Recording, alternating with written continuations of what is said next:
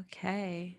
Hey, friends. How is everyone Hey. doing? Hey. Welcome Hanging in back. there. Welcome back to the show. So it's currently Tuesday, November 17th. It's 11:13 a.m. on the Pacific coast of the US, which is where all four of us are finally in the same time zone. And yeah, we have episode 15 for you guys. I'm rejoined. My friends have come back to hang out with me um, by Bear Ryver, Diana Rose Harper, and Sabrina Monarch. But yeah, we'll do some intros just in case, people haven't heard. Let's see, episode 1 and 3 with Bear, episode 5 with Diana, and then episode, I think it was 9 with Sabrina, all part of my Planet series. But yeah, if you haven't heard that, let's do some intros. Sabrina, why don't you start? And also, yeah, share your SMR if you're comfortable with that. Hey, I'm happy to be here. I am an evolutionary astrologer primarily, and I just have been starting to study Hellenistic, but my practice has been evolutionary astrology. I'm an Aries sun, Taurus moon, Pisces rising. Um, I love being a Pisces rising. I feel like it's like a moment to moment magical reality. And yeah, I guess I have a podcast too, Magic of the Spheres, which all of you have been on. So Oh, yeah. cool. Podcasting all over the world together. And yeah, you also do a lot of or at least you've been teaching a course on this, internet presence and sort of branding, but it's like magical branding almost. Could you talk a little bit about that? Sure. So it was called Online Presence as Performance Art. And basically, I've had a really positive relationship with the internet since I was 12. I made friends all over the world, and I have Jupiter in Virgo. And literally at my Jupiter return, I joined a writing website and ended up proofreading like thousands of pieces of writing and having my writing critiqued by a bunch of like kind adults all over the Wow. world. So I got like a really interesting writing education from the internet in that way. And I think that that has set me up to be able to like communicate online in a way that I feel like I can communicate myself. And I feel like I hear a lot of rhetoric about the internet about how it's not real life, that it's a place of disconnection and alienation. And I feel like those perspectives perpetuate more of that. And so I just wanted to tell a much different story about the internet and give some teachings about like how to participate online. Like the first class, I compared the internet to spider webs and the ways that spiders can actually feel disturbances in their web. And if you have a website and you have metrics, you know every time someone visits your website, like it's very similar. So I just was building a lot of metaphors to different ways of thinking about the internet and participating with it through that class. I love that. That's so great. Yeah, I can't help but think we both are Pisces risings, with that Uranus Neptune North Node in the 11th. And I too have had such a magical relationship with the internet. So yeah, I love that you're teaching about that. Can't wait till your next class comes up because I will probably join. So thanks. Diana, why don't you go next? Yeah, so I have a Sagittarius sun, a Sagittarius moon, and a Capricorn rising. Um, and it's so interesting, like hearing Sabrina talk about like online presence as like a magical performance art kind of situation. Um, I struggle so much with that divide between the right kind of visibility and the right kind of privacy, which I think is a good way of describing having both luminaries in the 12th house. Yeah. For sure. And in quadrant houses, my sun will actually sometimes end up in the 11th house, depending on the house system. And I feel that deeply in myself. Um, yeah, and I am and I think I've observed people use the term postmodern astrology lately, which I don't love I don't even like it really, but it's a way to describe a practice of astrology that is blending, traditional techniques or traditional foundations with aspects of practice that maybe aren't inherently baked into more ancient forms of astrology. But yeah, I don't really know what else to say about that. I No, come out that's of tarot, so images and stories are really important to how I translate charts. Like that's actually really huge. And the first time someone pointed out that, based on some astro conversation we were having, they were like, "Oh my God, you're definitely coming at this from a tarot perspective." And I'm like, "Thank you for seeing me." Um, yeah, I don't know what else I to love say. What that. else to add to No. that? Yeah, it's so funny because I feel like I'm the opposite. Like whenever I do tarot, it's like from an astro perspective, and like I Mhm. almost like won't do tarot on people unless I like know their chart and what's happening with their chart. So yeah, I really love that about you, how you have this tarot background that you bring into astrology. And yeah, about the postmodern thing, I guess I don't hate that phrase, but I've been using and what I've been using is contemporary astrologer. What do you feel Mhm. about that? I feel like that's fine, but there's like at a certain point that will have an expiration date, just like contemporary art. Right. Like, what is modern art versus contemporary art? Like, that was whenever I was taking art history classes in college, like, that was always something that kind of drove me crazy. I'm just like, well, at what point does the modern era, even in And literature, yeah. when does the modern era end and what comes after postmodernism? Like, Yeah. It's that's so, something we're gonna have to tackle, I feel like, as a community. Like, mhm, because it doesn't feel right to say like I personally don't feel like I'm a modern astrologer because that has its own certain connotations. And I've also been like replacing modern with contemporary, but yeah, I don't know. That's words, right? We'll yeah, have to, it's we'll have to fun to talk play Well, about it's with. that. interesting, like modern doesn't even mean contemporary. Like Yeah. it's a Yeah. time period in history about like I feel like Rick Tarnas talks about it like a very solar time in history where it was like human achievement above all. And it was like Mm, this, Mhm. humans can like control the earth kind of like with our technology. Like so the modern age has this like very intense kind of implication to it. yeah. That's so interesting. Oh, okay. Probably gonna have to do a podcast episode about this eventually. Mhm. But Yeah. until Yeah. then, Bear, why don't you introduce yourself? My name is Bear Ryver. I am I don't know what to call myself kind of astrologer. I came up with before I pulled a chart for someone earnestly, I had pulled cards for someone earnestly, but astrology and tarot were kind of right there with a lot of theater. So all that was just like ways to talk about the human interaction. Then evolutionary astrology, and then I got a bit more serious, and now got my certificates in Hellenistic and horary, and electional, and sitting with those and kind of going through that process. Anyone who's cracked into Chris Brennan's Hellenistic astrology book, if you really read through that philosophy section and read some of those source texts, there's a little bit of like a existential astro, not crisis, but just kind of reckoning and integration that has to happen. If all of those things work, then how does the practice work? And what does that say about people? So that's where I'm at with my practice. um, and yeah, I think we know each other. Kirah, you are good friends with Aaron Tack Shipley.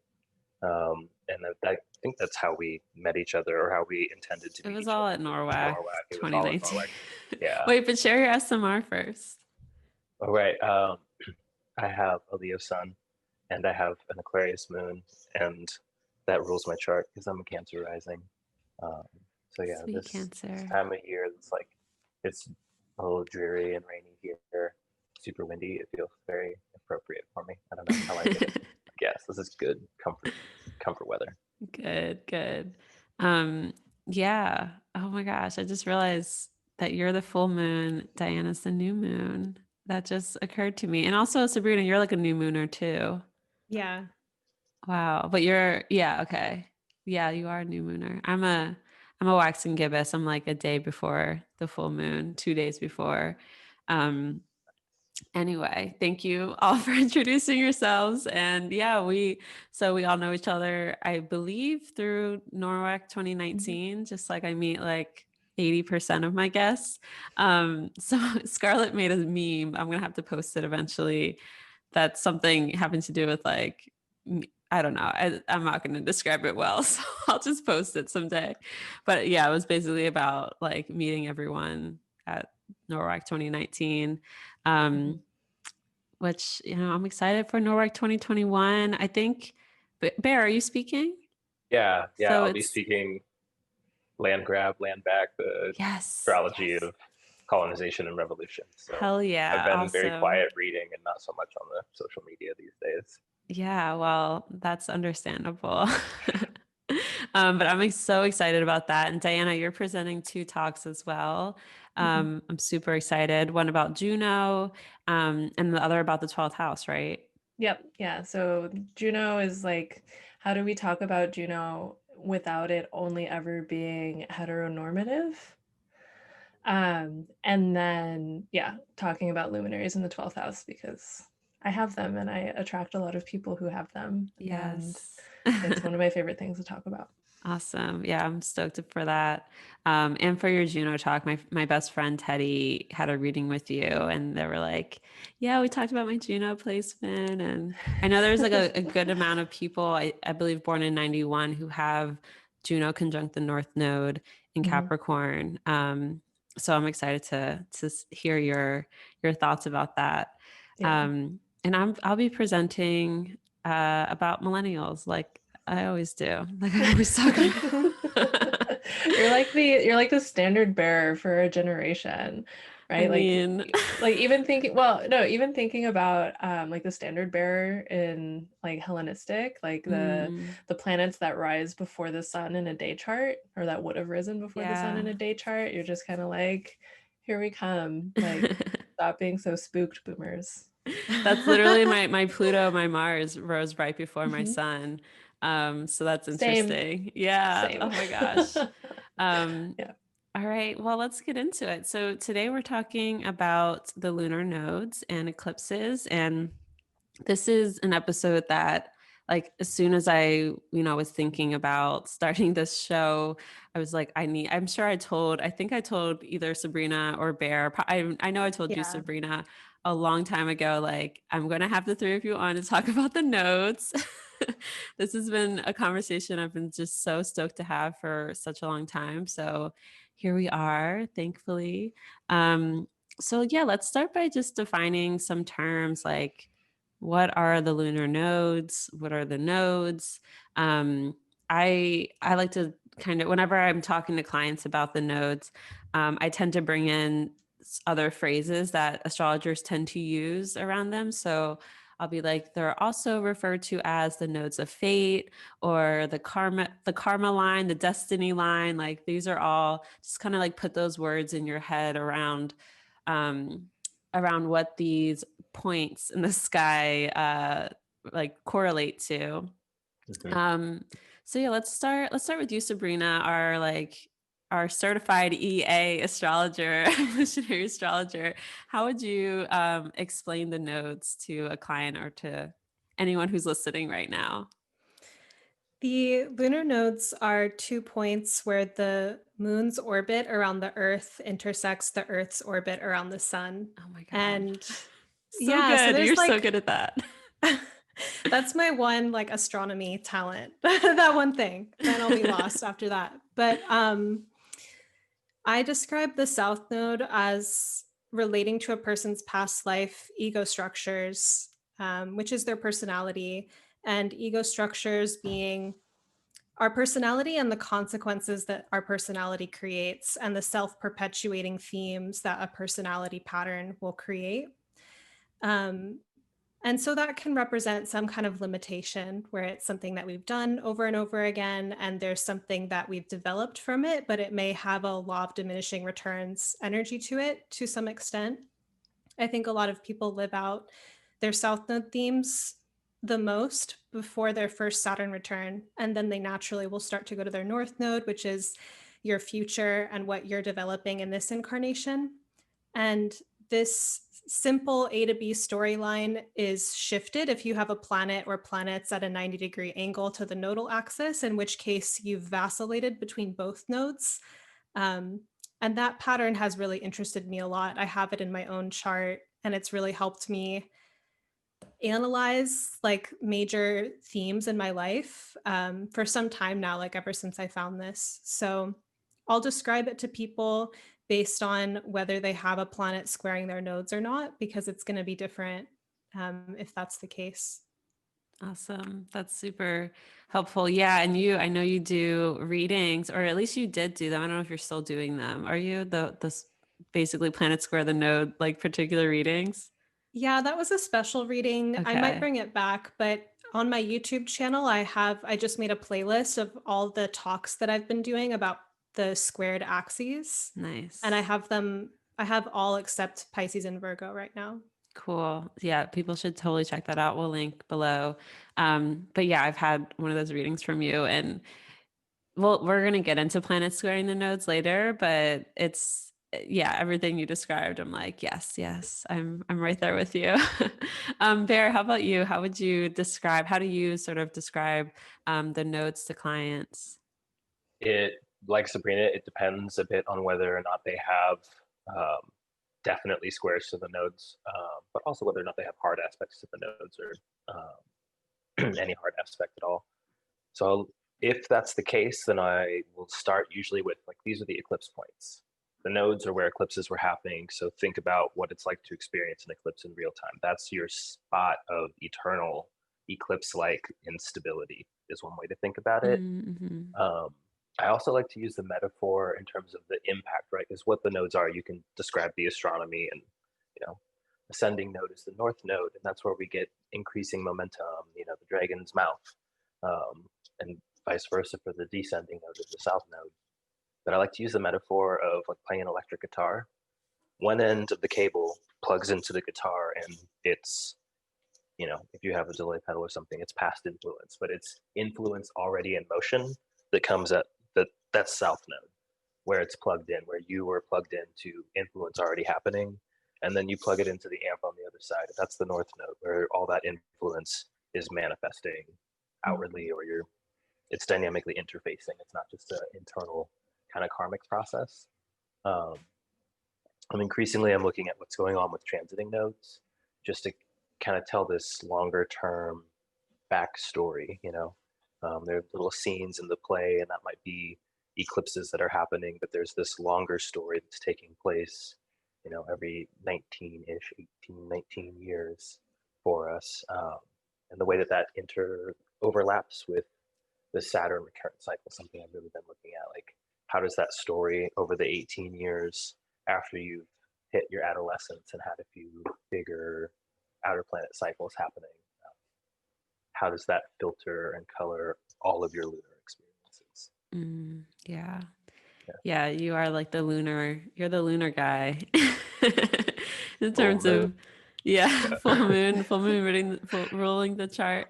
But yeah, that I do love the work that you've been, I just know personally from being your friend that you've been, doing a lot of like research around those things, having to do with like the cycles with the eclipses and the nodal returns and squares and how that aligns with the Saturn cycle. I think that's stuff that, I think people want to hear more about. So I'm glad you're doing that work. Diana, how about you? How do you describe the nodes? Oh, well, similar to Sabrina and Bear, I always like to describe the astronomy, the astronomical fact. But as I do that, I also like to talk about how the nodes are essentially gates, in that they do represent where eclipses happen. So that's when, the sun, which from a human lifespan perspective is just eternal spirit, flame, infinite, cannot end, will not die, is just ongoing. And so has some kind of connection within or with our own kind of spark of aliveness and that sense of continuity through different experiences of being in a mortal body. And then the moon we can envision as like the place where spirit lands to accumulate mortal matter to itself, so it can then exist within this plane of existence called Earth, right? This plane of incarnation. And so the nodes represent where there can be a perfect lineup between that eternal spirit fire, the plane of, or like the place of accumulating like matter, and the plane of incarnate reality. And as such, they're extremely potent and powerful, and also very chaotic neutral. They're neither node is good or bad. And it's totally dependent on what is happening in your chart, what kinds of interactions the nodes are having with things in your chart, how those nodes might be getting activated by timing techniques and transits and things like that. But that ultimately, facing them with humility, like interacting with them with humility, is extremely helpful in terms of unlocking what they might have to say. I do like to think about the South Node as representing or pointing towards past things. Those can be gifts, those can also be burdens. The North Node is future oriented, and that can be good or bad, again, or neutral, depending on circumstances. If we're only ever concerned with moving forward, then we're not being here in the present. And so that can be like a tricky thing to navigate. But I do tend to notice, like especially with planets that are conjoined to the nodes at a 90-degree angle or forming a sextile trine relationship with the nodes, like those can be planets that are actually really crucial for folks in kind of alchemizing the polarity of the nodes in significant and important ways. And that I think is maybe another core part of my approach to the nodes, where it's not about shedding one or cultivating the other in any particular direction, but finding space, like, thinking in terms of even Venn diagrams of, what are the Venn diagrams of the houses that are involved, of the signs that are involved, if you have more than one planet, even of the planets that are involved, and what does it mean to cultivate the center of that Venn diagram while not ignoring the left and right sides either. I love that. That's so beautifully put. Yeah, I tend to describe the nodes to my clients in this. I think I use a very like evolutionary framework in the sense of like past lives and current life. And so, the way I'll tend to describe it is in terms of patterning. And that's a word I use a lot when it comes to the nodes, and when people speak about like certain patterns that they have trouble with, breaking. I'm the whole chart is obviously, speaks to your patterning, but the nodes I feel like speak to those like really deeply held patterns that we kind of have to be really intentional about breaking from, or at least like editing or changing slightly. So I tend to describe the South Node as where we've been, and patterning that our soul is just familiar with already. So that could be from early life, childhood. It could also be from a past life. I kind of think of it as like what you came in with. And just like, yeah, the patterning that your soul has already developed. And then I think of the North Node as the patterning that your soul is like kind of craving to sort of develop into. And yeah, I mean, like I think all three of you have said, it's really not about abandoning the South Node for the North Node. Like it's not it at all. But I do see it as sort of like this journey towards balance, or a journey towards like almost like yeah, I guess balance is a good way to putting it, especially because we're talking about opposites, like two points that are opposite one another.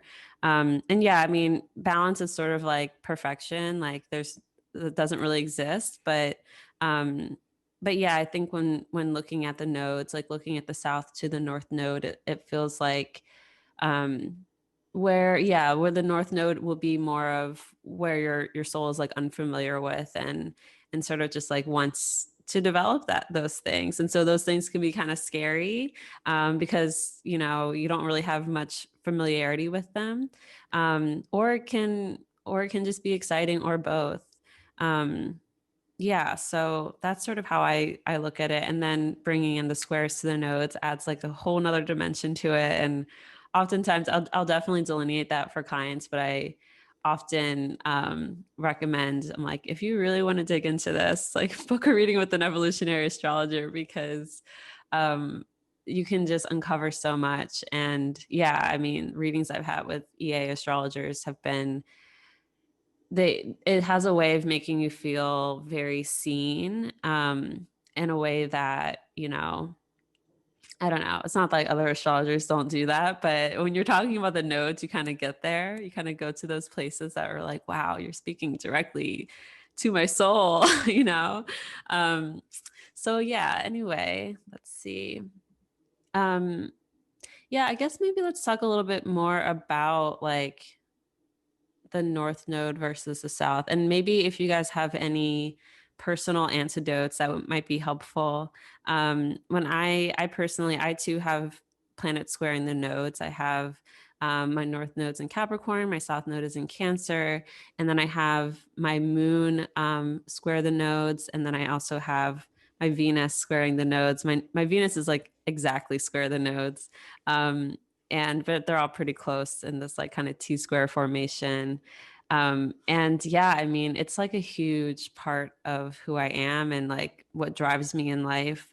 Once I learned about my nodal axis, that really, it opened up so many doors for me, and it sort of just like really solidified my purpose. And I feel like a big part of my purpose has to do with sort of like, I don't want to say fixing, but like kind of altering the family line. And then I have this very specific goal, a very, very specific goal when it comes to what I feel like my purpose is here. Part of that goal is, this is like getting into it, but whatever. We're talking about the nodes. So part of that goal is to um, basically like have kids who don't have the same defective gene that runs through my family that gives us this kidney disease that not we don't all have it, but a lot of it, most of us have it. So yeah, we have this kidney disease that runs through the family. It's passed down through my mother line, and a lot of us have it. A lot of my cousins have it, a lot of their kids have it, and it's a you have a 50% chance of getting it, but it's like a super dominant gene. And yeah, I really want to get rid of that. And I'm basically like, you know, dedicating the next like 5 years of my life towards becoming successful enough that I can afford the type of like, you know, the IVF and everything that goes into having like being able to edit out a gene. And yeah, very personal antidote, but it basically ties into my nodes pretty well. The moon opposite Venus. Venus rules the kidneys. I have Venus in Libra, and it rules the kidneys. And I have it opposite my moon, which rules my south node. And so, yeah, there is this whole like hereditary thing going on there. And I just, in analyzing my nodes and the whole like the squares to the nodes, all of that over the past, you know, 5, 7, 8 years or whatever, that's something that has just been very clear to me that like I'm supposed to do in this lifetime. And so yeah, that's one of a few that's one of like a few like big life goals that I have. But yeah, I'm curious if you guys have any similar sort of like, maybe it doesn't have to be as intense as like, you know, editing out a disease from your DNA, but anything having to do with your nodes and your nodal axis that you think might be helpful for folks to know, to like kind of help conceptualize their nodes. And anyone can go. Yeah. I love that question, Kirah. I think the nodes can be beautiful to work with over time too, because they're so expansive. I have my south node in Cancer and north node in Capricorn, and I have a Venus Mercury conjunction in 29 degrees of Pisces square those nodes because they're early Cancer Capricorn. And essentially, when I found this out and knew that there was a resolution node, which in my case would be the Capricorn north node and the planetary ruler Saturn in Aquarius, I came up with this kind of like grand, like inner prophecy that like my love life will be resolved if I work with Saturn. Mm. So I've had this devotion to Saturn that's like very romantic for like 8 years because of that, where it's like I just have believed or felt guided. I have even had moments before I knew about astrology where I would read things in books where the text would glow and it would like stick into me. And it was stuff like, you have to write a book for someone to notice you. Like, you need to be visible, you need to be out in the world, and then you'll find love. Like, that's literally what this like book was saying. But I've had like a definite struggle with it in terms of like the Venus Mercury and Pisces, like psychic perceptive.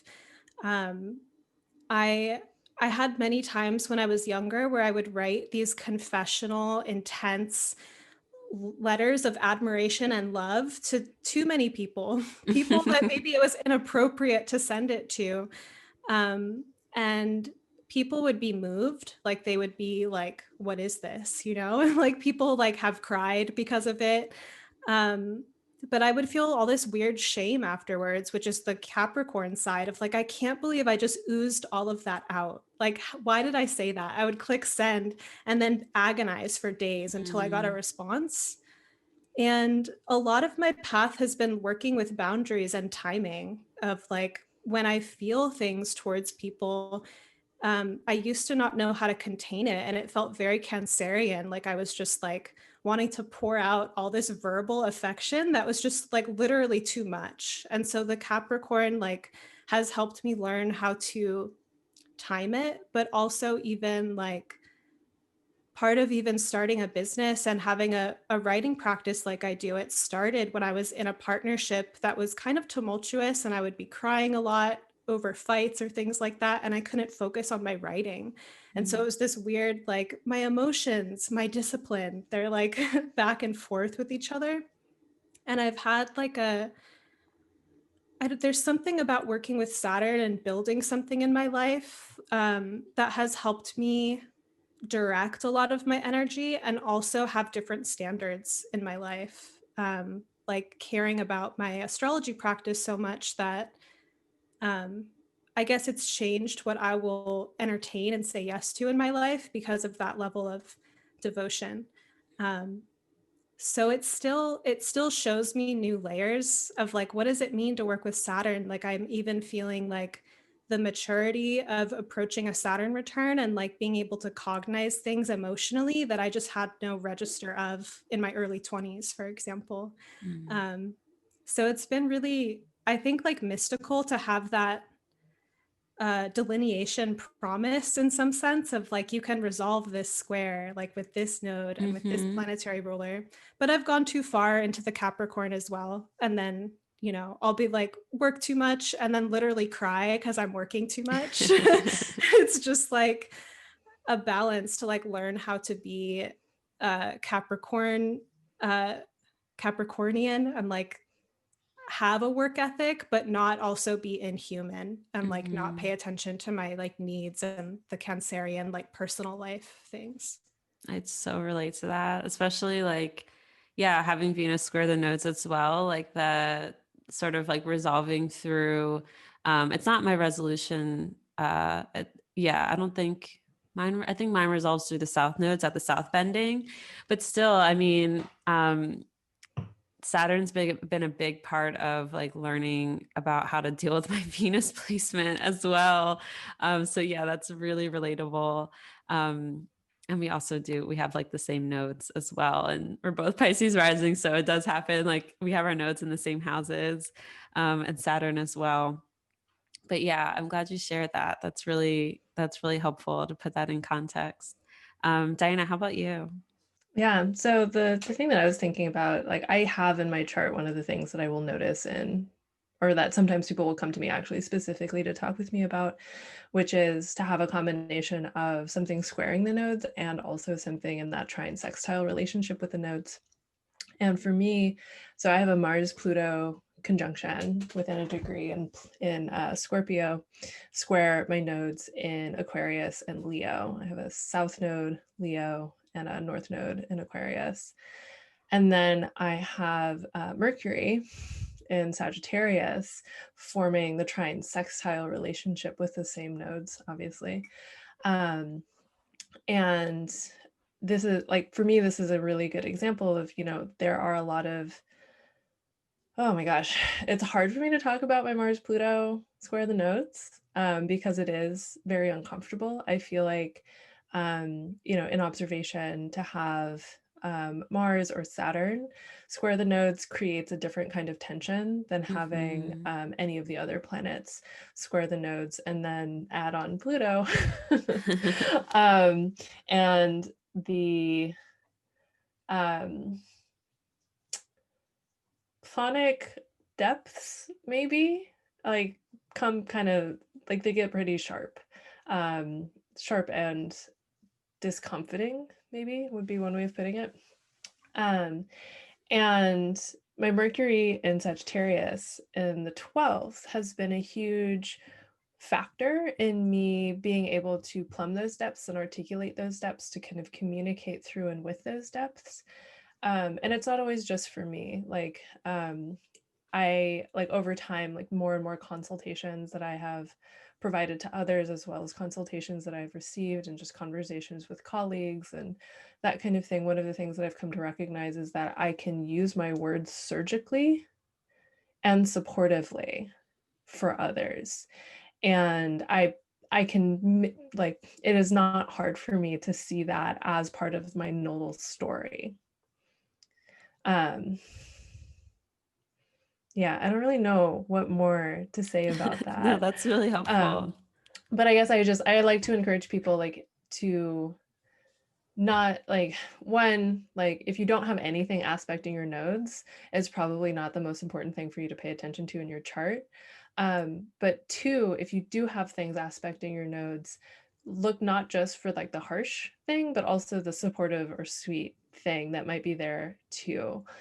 Even if you don't have a trine sextile happening with your nodes, you can look towards, you know, what are the rulers of your nodes? What are they doing? What are they in a sweet relationship with, as a way of not just resolving in the sense of like, you know, resolution through the node that a said planet would have passed by most recently, but also in terms of kind of like ancillary skills or like extra tools in your kit. Like I kind of envision it if like we think in terms of RPG, it's like you have a secret potion in your bag that you don't know about until you look for it.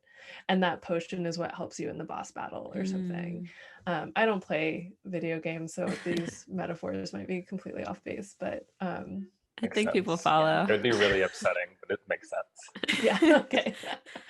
Good. I love the surgical word concept, and I feel that from you too. Yeah. And I love that you've brought up like the sextile trine relationship to the nodes as well. Because that's something I often like, I think I'll see in other people's charts, but I'll often forget, like I have my chart ruler is like exactly trine the nodes, the North Node, and sextile the South. And yeah, it is like a nice little gift. It's beautiful. It's beautiful. Like to be able to know more like really distinctly in a chart, like this is your friend as you walk this kind of, you know, I feel like sometimes whenever you have planets square the nodes, it's like the road between the nodes has become like a really old and a little bit dilapidated, like rope and wood bridge across a chasm. Damn. But whenever you have like a supportive planet, that planet is just like, no, seriously, I walk this bridge every single day. It looks a lot scarier than it is. Yeah. I love that. That's a great way of putting it. Mr. Bear, why don't you tell us?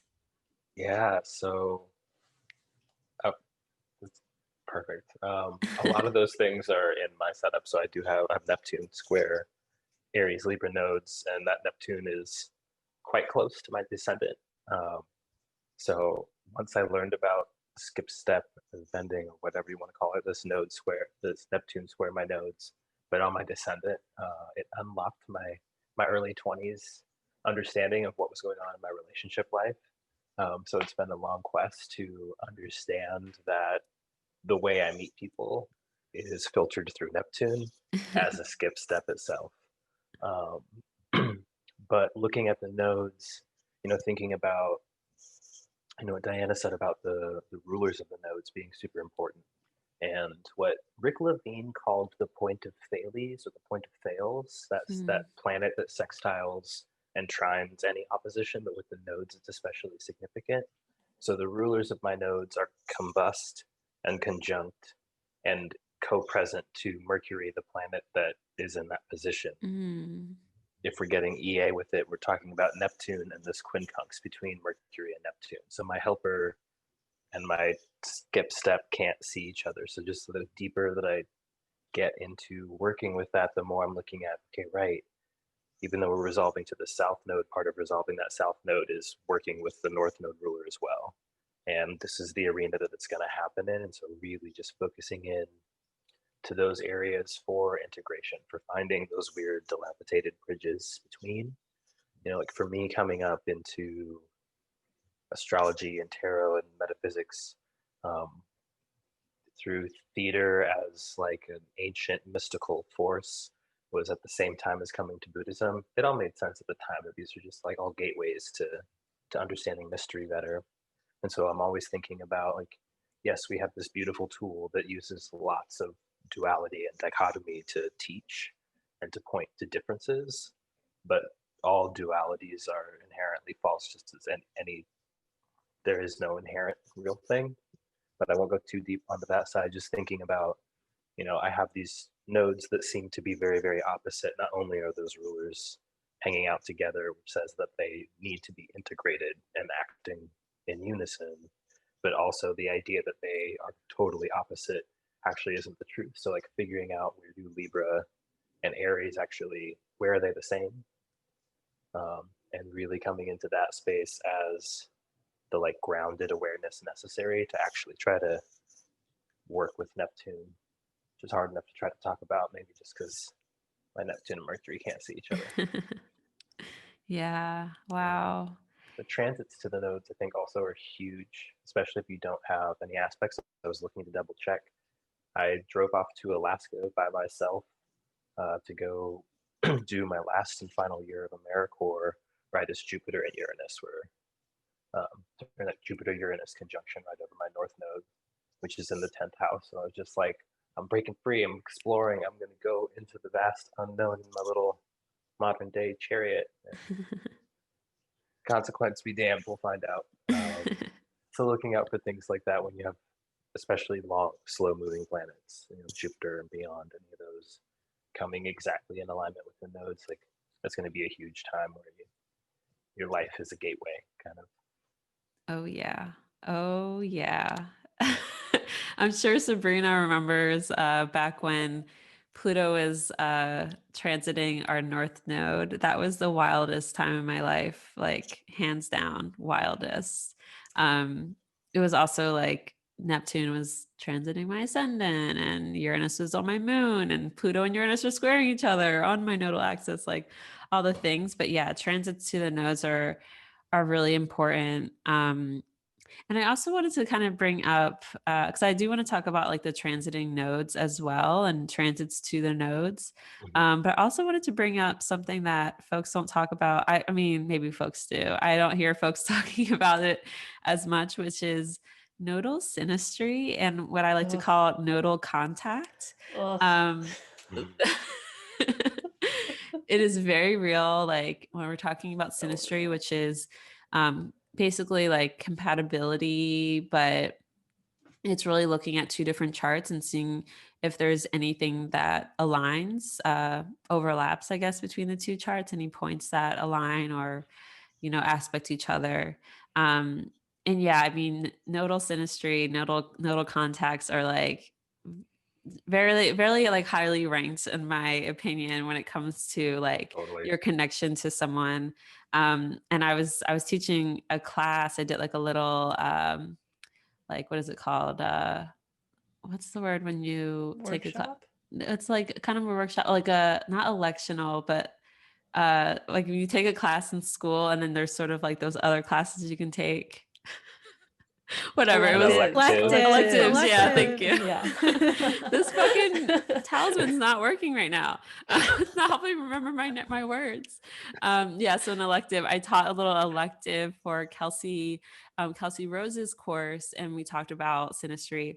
And I actually brought up Bear. I brought up our relationship because you're like the first person I always think of when I think of nodal synastry, because your ascendant is conjunct my south node, I think by degree.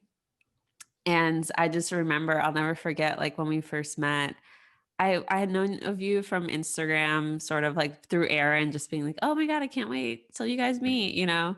And then I remember just like walking up to you and like putting my arm around you and just being like, hey, what's up? Like, want to smoke? Like something very, very chill and casual.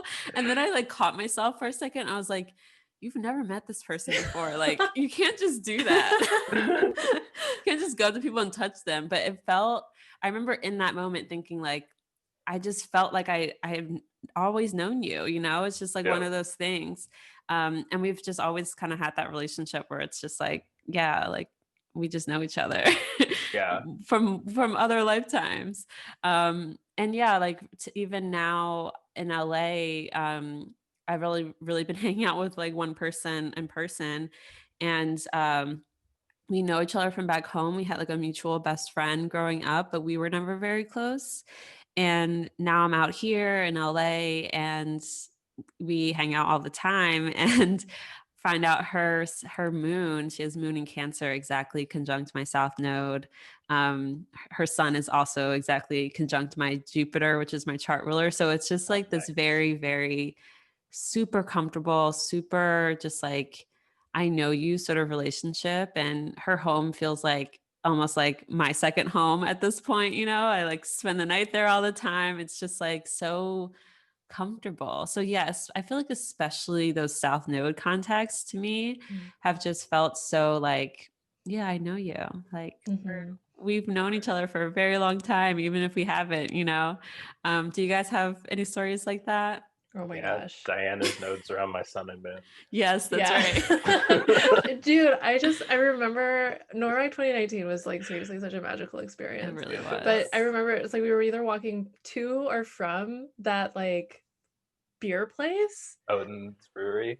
Yeah, which also is hilarious for other reasons, like maybe we don't need to go into right now, but just like having this conversation of being like, I never thought I would meet another one like you. Yeah. Like what?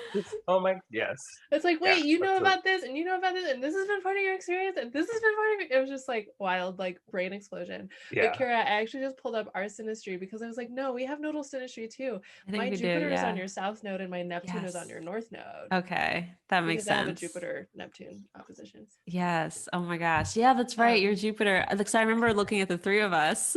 Yeah. And like our whole composite chart or whatever. It's just like bang, bang, bang. Yeah. Yeah. No, nodal contacts, like I actually have kind of an issue sometimes romantically with nodal contacts, or have had. Yes. I don't currently have this issue, but I've had it in the past. Yeah. I might have it in the future. I don't know. But just don't. I see you laughing at me, Bear. We've had conversations about this. But just like, especially like you were just saying, Kirah, South Node interactions, like if somebody has like their moon or Venus or Jupiter, especially, but also any of the planets conjoined your south node, it's just like, oh yeah, like there's such an intense familiarity that it can feel really good.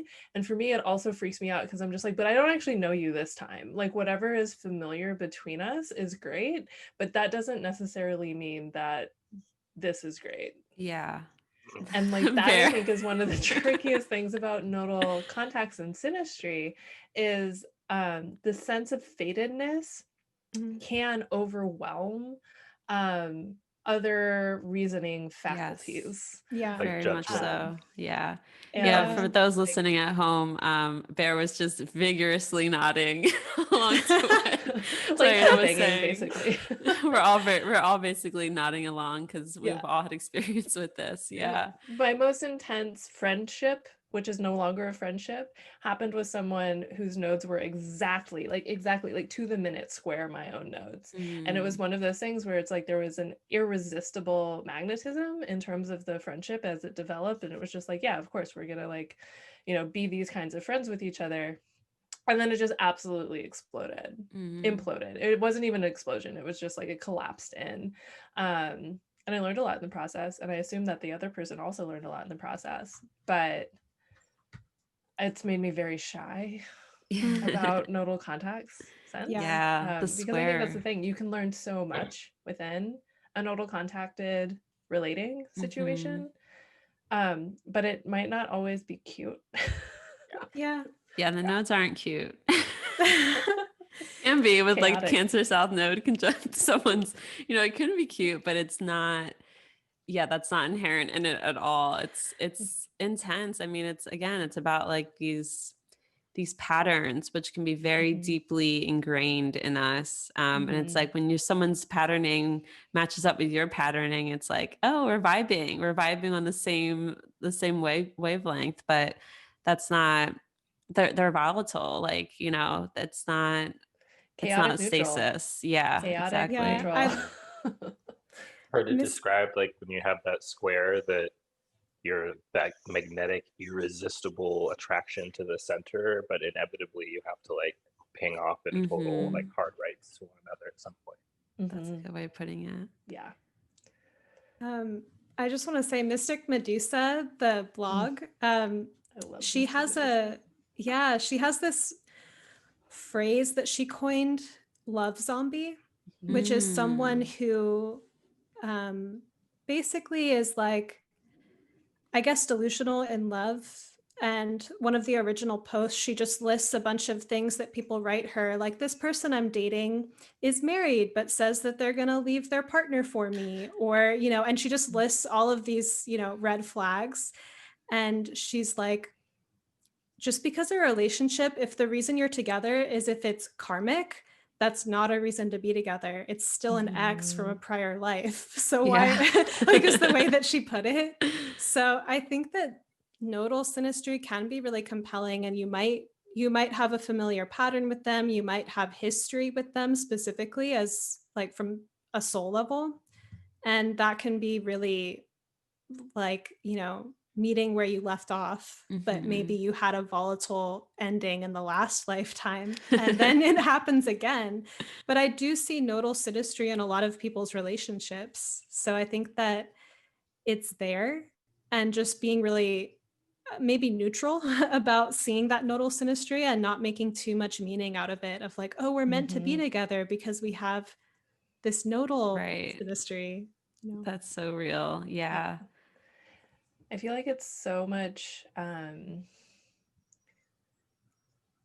don't know, it's such a rich learning space too, where it's like again, it's like the neutrality, Sabrina, what you're saying, I think is really important. Is just like cultivating neutrality where there is maybe a chaotic, like compulsive or impulsive draw, just being like, okay, how can I not tamp it down, but turn the volume down enough to be able to actually be present here instead of only like looping as I'm saying this, I'm even being reminded of how trauma memory works where if your brain and body haven't fully encoded an experience to be truly historical, whenever you receive an activation, your brain and your body are responding as though it's happening again, or like maybe it never even stopped happening. And I feel like certain kinds of nodal contacts in synastry can have a similar thing where you're just like, you're looping into this past feeling without being aware that you're in the present. Yeah, that is so real. Gosh. And also it can be really beautiful too, right? Like, especially I think when it's not activating negative aspects of past stuff, but is truly like maybe, you know, purity, whatever, purity is a weird concept, but like purely activating positive feeling. So it's like, you know, it's like me and Bear, for example, right? Where it's just like, at least at this point in our friendship, there is yet to be like a, oh yeah, you motherfucker, you totally betrayed me in like Could you imagine? 349 AD or something. Like, oh my God. You know, that doesn't seem to be a part of our nodal story. I didn't think we were friends for a very long time. Definitely a lot longer than 2 years. Yeah, exactly. Yeah. So, you know, I don't know, just like humility in the face of the nodes. I feel like that's always Yeah. Yeah. When you said the humility part the first time, it really struck me. Like I saw one of the lights that I see like right by you when you said that. Oh. Yeah, it's a great word to keep in mind when talking and thinking and working with the nodes. Yeah, I mean, oh gosh, nodal synastry, one way or another, it will fucking teach you something about about yourself. And yeah, let's talk a little bit more about like let's talk about transits to the nodal axis. Wait, do I want to talk about this? Yeah, actually, yeah, because I was like, do we talk about the nodal returns now, or let's leave the returns let's leave the returns and the reversals and stuff for later when we talk about eclipses. But just transits to the nodes, I kind of mentioned before, like I remember very vividly when Pluto was on my north node. It was that I remember I took acid for the first time and there was an exact hit. Oh God. No pun intended. I mean, that was, I didn't know what I was doing. I was like, 22 years old. I think I may have just turned 22. It was New Year's Eve. I didn't know what it was going to be like. I was like, yeah, this is like fun. It's like rolling, right? Yeah, it's whatever. No. And I took I took 2 hits, unknowingly. And it totally changed my world for sure. But it really, like Pluto on the north node, I get this picture of sort of like someone cranking something in this like circular or even like screwing something in really tightly, but it feels like it was this like almost like a wringing out of my whole like psyche and soul. Like it was this very deep soul level sort of for lack of a better word, transformation. But it totally changed like my perceptive of like my path too, and like what I was even supposed to be doing in this lifetime, and what I was here for, my purpose, all of that. And similarly, Saturn transiting my north node, and I have my north node like exactly conjunct not Neptune, Uranus, and pretty close to Neptune too. They're all within like 3 degrees. And yeah, when Saturn was transiting, that was huge too, and sort of like solidifying what I like wanted to do, especially in terms of community. Again, my north node's in the 11th house and it's ruled by Saturn. And so the Saturn transiting my north node was huge in terms of just being like, yeah, like I'm here, I'm in this community, and here's my like aspirations, my goals for being in this space. And by this space, I mean the astrology community, if you somehow didn't catch what I was talking about. So yeah, how about you guys? Do you have any like stories or, anecdotes about planets transiting the nodes, either north or south?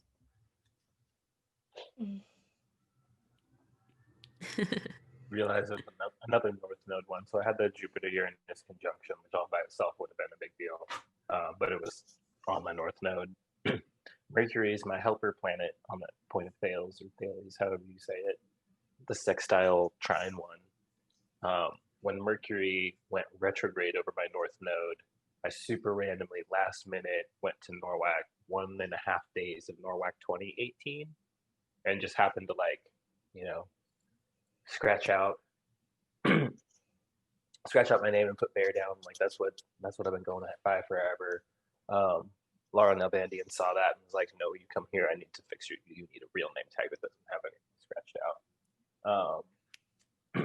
And that's how I ended up meeting a bunch of people. Saw the right flyer, super random stuff, very like spontaneous Aries, like just like totally left turn, went down the Aries side super hard in that way.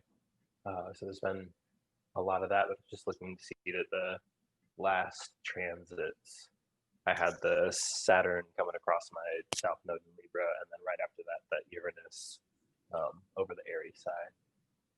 And it's felt pretty accurate that there was just like very intentional building on the south node side, which is already going to have more of that, like, I feel comfortable here. And that ever since then, it's been very much about breaking out. And anytime there's planets going over that north node point, it kind of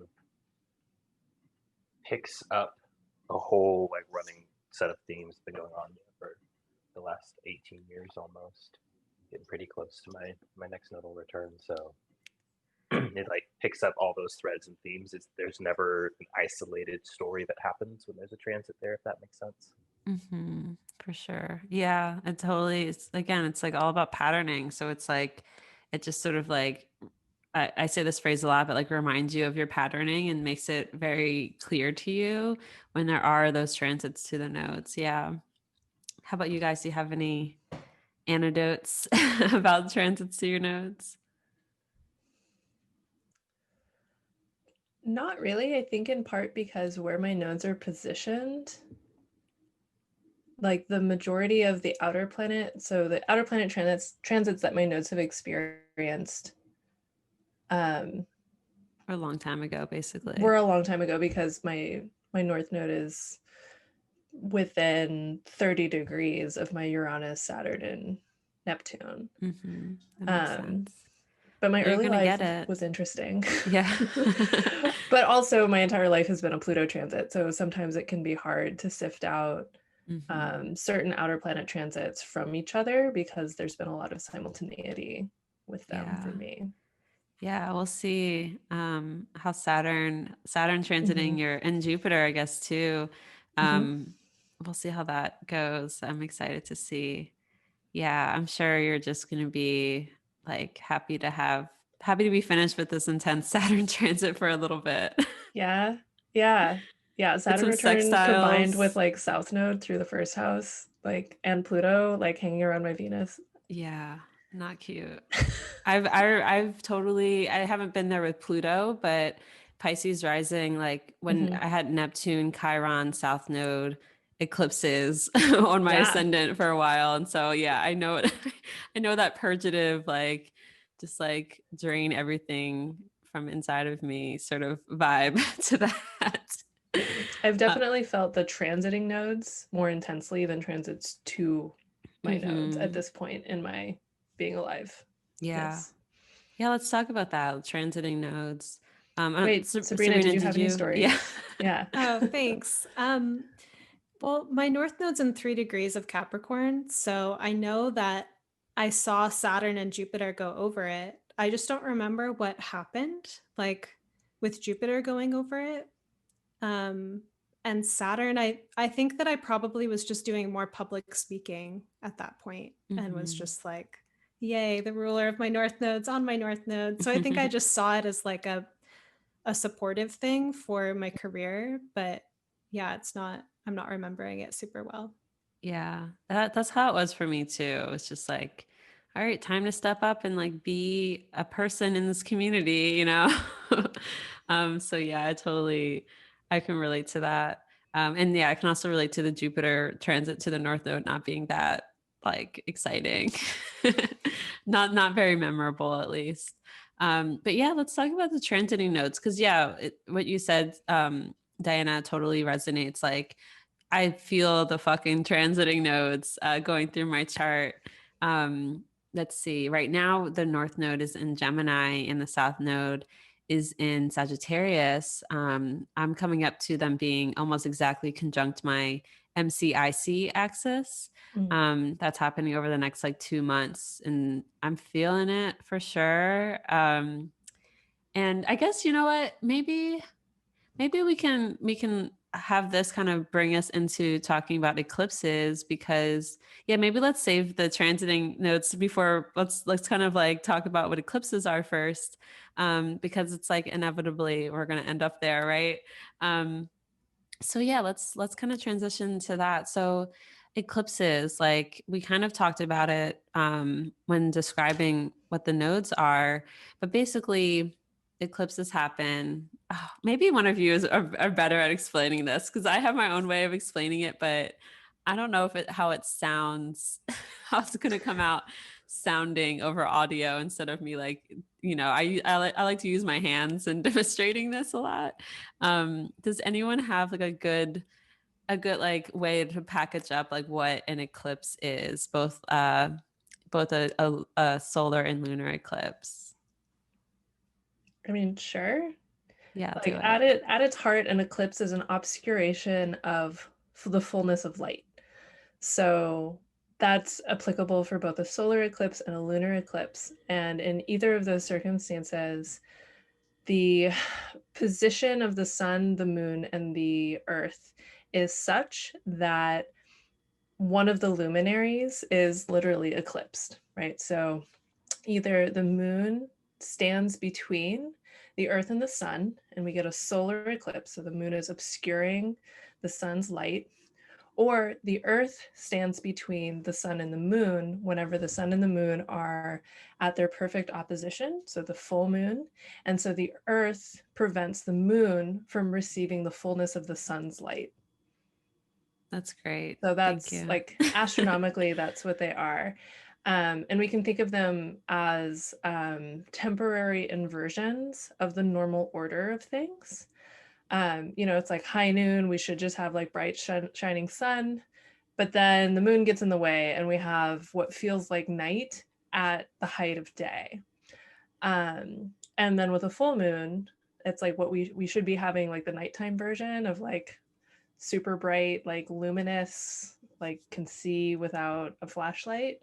But then the earth gets in the way of the moon remaining that fullness. And so then we have darkness in the midst, or darkness at the point of the moon cycle where we should have the most bright moon possible. So that inversion also goes along with what I was saying earlier of just like that's kind of the perfect wormhole alignment of infinite spirit of the sun and the matter making function of the moon impacting the plane of incarnation here on earth. I'll stop there. That's beautiful. That was, yeah, I love that. I like to I really like to sort of kind of invite people to, sorry, I'm fidgeting around with pens and can't stop. But yeah, I like to invite people to sort of just like imagine that alignment, like we're here on earth, imagine the sun and the moon being in perfect alignment. I mean, it's not always like exactly perfect, but in alignment with, on the same plane, with the sun and the moon, and just how powerful that is, like to have the two luminaries either pulling on either side of us or pulling on one side of us. Yeah, I love the way that you put that, and I really like kind of envisioning what that looks and feels like, because eclipse seasons, like eclipses, really, it feels like the sort of the imagery that comes up for me, what one of the imagery I guess is like goosebumps, or like your hair kind of standing up when it's like standing up straight. It feels really electric to me, and it feels like you feel that sort of alignment with our luminaries and how they sort of what's the word I'm looking for? They just kind of like excite us in a way, and there's just like an electrical current almost in the air. Yeah, how do you describe eclipses, Bear, to students and clients and non-astro people? On astro people, I try my best to just describe the experiences I've had seeing an eclipse. So I caught a really, really excellent lunar eclipse up in Fairbanks. So it was kind of colored by being dead. It was the solstice lunar eclipse, like 2010, I think. But yeah, so standing outside in the frigid cold, here's this big bright moon. It's Alaska in the winter, so that big bright moon was like, this is a lot of light. And then slowly watching it get eaten up, kind of thinking about the sun as spirit, or I think about like sun as conscious awareness, and the moon is holding like our somatic experience. I'm aware that my cat scratched my finger, but my somatic experience was that I just got like shredded apart. So that lunar eclipse being this moment of having suddenly a little bit more awareness around that somatic experience. But I feel like the solar eclipse is just such a powerful, if you've seen one with actual totality, it really is like suddenly night has punctured the daytime sky and these stars just like zoom out, color saturation changes, you feel the loss of the warmth of the sun really immediately. And so thinking about that just as an experience, you're chilling, minding your own business. You know, if you switch back and forth with the fancy glasses and damage your eyes a bit to see what's happening, you don't actually notice a change until the moment of totality. Without the fancy glasses, think about the story of Ragnarok. I know we get to myths and cultural understandings, but thinking that, ancient peoples have had stories about this because it's really fucking noticeable. So you're minding your own business as a farmer or, camping, and then all of a sudden you just like everything goes, all the animals stop moving, gets quiet, the stars poke out of the sky, the sun just like literally disappears, and there's this big bright eyeball looking at you all of a sudden. Yeah, Like black that's what's void. happening. Yeah, that's what's happening inside. One way to think about it is like all of a sudden great mystery has just like dropped into the middle of your day. You don't have to go lucid dreaming and on a journey to have this experience. Like nature brings it to you very, very abruptly, and then it disappears almost as quickly. So it's that just like sudden unifying moment, that super duper lucid dream, that like song lyric you hear that stirs you in just such a way that like you can't unsee what has now been presented to you. Those are those eclipse moments. You can't unfeel, I think, with the lunar eclipse, that like intuition you have. So really just digging deep, even from a Hellenistic perspective, I think you can do it. Just talking about light and sight and the way they change and are distorted. Um, and then now I've started to like to mention that, in some amount of space time, I can't remember the exact number, we won't live to see it. But if humans exist for another couple thousand generations, there will be humans who don't get eclipses because the moon will move out of the moon is slowly drifting further away, and so we won't have that perfect 1 degree of arc that the sun and moon take up respectively. It's just kind of a fluke of Wow. the current space-time conditions that we have this moment where the luminaries look the exact same size. Yeah. Awesome. Well, yeah, that's really helpful.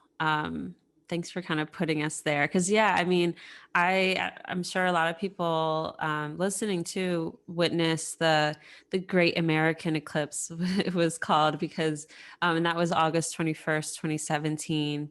I remember the date so well because it was my best friend's birthday. So, I have that chart pulled up right now. oh, really? Yeah, Yeah, it I was pulled it up. such an intense.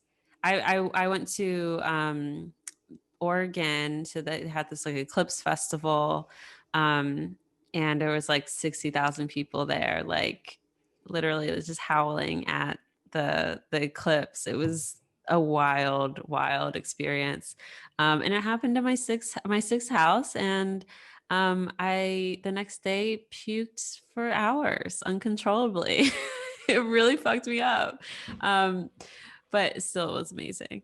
Yeah, Sabrina, do you want to speak to that eclipse in particular? And I think we can just kind of start talking about like eclipses in general and kind of how they're felt in our psyches and in the collective. Yeah. Those descriptions of eclipses were so poetic and beautiful. I loved that. It's taken me some time to grasp eclipses on that level of like what's physically happening. When I first started to observe them, I noticed them as an acceleration of developments in people's lives that sometimes became long lasting and sometimes just blew over. And so people would get into relationships and be like swept away, and you wouldn't know during eclipse season if that relationship was going to last or if it was going to like explode in flames. And like I feel like when I had things going on during eclipses and I talked to an astrologer about it, they would just kind of smile and be like, okay, like interesting, we'll see. And, you know, like, but that chart I pulled up because that particular lunation, it was a new moon in Leo, right on the North Node, and then Uranus in Aries and Saturn in Sagittarius were forming a grand fire trine. That's right. Oh my God. Yeah, I and the way forgot that about that.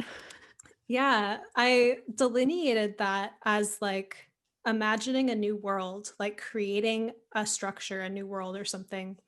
And during the actual eclipse, I was in San Francisco. I had just moved there for grad school and I didn't know a lot of people yet, but one of my first friends that I made there invited me to go watch the eclipse, and I didn't want to do it. Like in my body, I just like had such a resistance to going outside and watching the eclipse, mostly also because it felt like I would only be going just to watch it and like I would go to an eclipse festival for sure. That sounds a lot more exciting. But I didn't want to go to the park not having a lot of people I knew, right? And just like go look at it. So I decided to eclipse within, as it is called, and kind of get into a meditative state.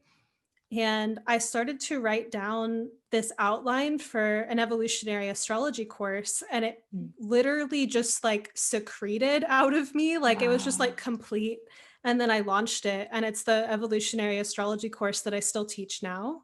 But it That's like had a amazing. distinct like birth at that moment. And I think it's interesting, like the ways that eclipses are talked about. My early experiences with them, I thought of them as this epic, wonderful thing. And it's like time to do magic, time to manifest. And I was like all about that.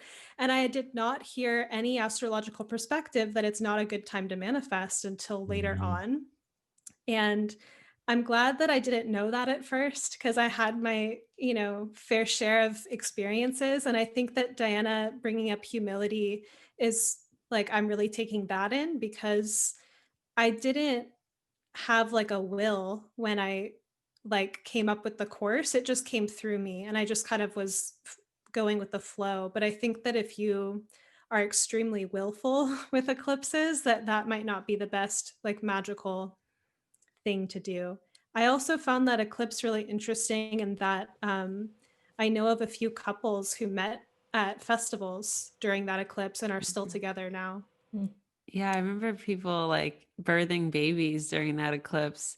And I only know that because there was like a Facebook group that was like, you know, attached to the festival. And like, you know, a year later, people were like, this is our eclipse baby. We like had sex under the eclipse, and which is just wild. Carry on. Awesome. Yeah. I mean, I feel like, let's kind of talk about eclipse season, because that's something I talk a lot about with my clients. And also, this is coming out on an eclipse. So happy eclipse, everyone, if you're listening to this. The day it comes out, November 30th, there's a lunar eclipse in Gemini at, I believe it's 8 degrees Gemini. And yeah, so we're officially in eclipse season with this, the release of this episode. And I like to like warn people about eclipse season, not because it's like I'm warning them to be afraid of anything, but more in that the energy, the quality of the energy just shifts a lot. And eclipse season has this way of, well, actually, let me just quickly define what I mean by eclipse season. By that, I mean the like about 2 to 3 week period of time in between eclipses. Eclipses always occur in pairs. So we'll get a solar and a lunar, or a lunar and a solar. And yeah, so I'm basically talking about that, like I would say 3 to 4 week period of time around surrounding the eclipses. So yeah, like eclipse season, when that comes along, it has this way of warping time. Like it feels like we're almost like placed into this time vortex, or time kind of gets shifted and twisted and bent a little bit. yeah, it makes things happen really, really quickly. It can kind of just speed up life for that like 2-3 week period of time. And it's just like life's almost like being thrown at you a lot of the times. Sometimes like this is not the case with every eclipse, you know, like oftentimes I like to tell people and sort of again like warn people about it, because oftentimes it just looks like there's chaos around them and they're like, why is everyone why is like everyone's lives falling apart? Why did my friend get ill? Why did my mom like lose her job? Whatever. And yeah, it just tends to be sort of this hot spot in the year, where it just like life just happens really quickly. You can think back to eclipse season earlier in 2020. June 5th, we got our first eclipse of that season, followed by, and that was a lunar eclipse in Sagittarius, followed by a solar eclipse in Cancer on June, I believe it was 21st. And then 2 weeks later, we had our final lunar eclipse in Capricorn. So this summer, we had 3 eclipses in eclipse season, and it lasted a full month. And I think, you know, you can remember back to June of 2020 and what life was like then. I mean, there were protests, mass protests all over the country and all over the world. During eclipse season, Mars was also squaring the nodal axis. So that's where we kind of got a lot of violence in play as well with eclipse season in June of 2020. And that was violence at the hands of the police, you know, the state basically, here in the US. So yeah, I mean, the one word I like to use a lot when we're talking about eclipse season is urgency. Like things just feel so urgent during that time period. Sometimes they're not, you know, but it feels like they are. And yeah, I mean, I'm already starting to feel it. You know, I have this North Node moving through my 4th house and looking for a new place to live. And I'm just kind of like, getting really antsy about it. You know, I'm just like, I want to like go check out places and I want to find my home. And yeah, there's like an urgency around that for me for sure. And then we like, and then also kind of taking into account the fact that I guess we didn't really talk about this too much with the transiting nodes. But the North Node, the transiting North Node being sort of like where there's a building up of energy. My favorite sort of I don't know if metaphor is the right, it's not a metaphor, but whatever. My favorite thing to say around the nodes is that the North Node sort of like cranks the volume and the South Node will sort of like turn down the volume. Another way of just thinking that is like building or adding, gaining versus like releasing, purging, letting go. And so, yeah, looking at the transiting nodes like that, and the eclipses happening on the transiting nodes that way too, where we're kind of like building up in the Gemini area of our life and sort of facilitating a process of release or yeah, I guess release is a good way of putting it in the Sagittarius part of our lives. And I'm certainly feeling that way in terms of my own chart and like the South Node. I was really nervous about the South Node moving through my 10th house and it's about to hit my MC in Mercury. I was super nervous about it. I was like, I'm going to get canceled. Like, this is the end of my career. Because, you know, I'm allowed to go there sometimes, I guess, and get super dramatic. But what it's really been about is like just totally re-envisioning the way that, you know, I do business and the way that I want to, you know, show up and be seen in the world, which is all the 10th house stuff. Gosh, I've just been talking. I'm like, where are we even talking about anymore? I'm sorry. I've just been letting my Sagittarius mouth like run wild. But yeah, so I guess questions for you guys, like how would you describe eclipse season? Any notes about this particular eclipse season that we're in with the North Node? These North Node eclipses in Gemini, South Node eclipses in Sagittarius. Bear, let's start with you. Yeah, I have been pondering. I don't want to make any grand proclamations about it, but just pondering the fact that that 8 degrees of Gemini is where the last Neptune Pluto conjunction was. And so I've been thinking a lot just about, the layers of cycles and the fact that, whether time is an illusion or not, there are people who were born before us and their stories are inherently part of our backstory, even when we don't necessarily know about it. And so just mulling over having an eclipse over that point, there's only been 2 in the modern-ish era, since 1398, and then 18, well, of course I merged that out, I think it was 71. So really thinking that this time, especially as we're going into approaching the Jupiter Saturn conjunction, great mutation into the air element, just really feeling that there is a dramatic shift in the way that is possible for us to relate. Like if all the spiders in the world conspired to intertwine their webs in a self-conscious and self-aware way, like that's kind of where we're getting to. So thinking a lot about that.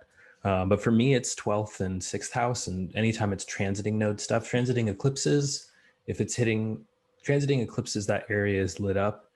But my recommendation, given that eclipses are like these chaotic neutral punches in the walls between our normal orderly dimensions of being a spirit in a mortal meat sack, or however it works, given that that's all interrupted, I always recommend inquiry, self-reflection, particularly given that it's Gemini Sagittarius.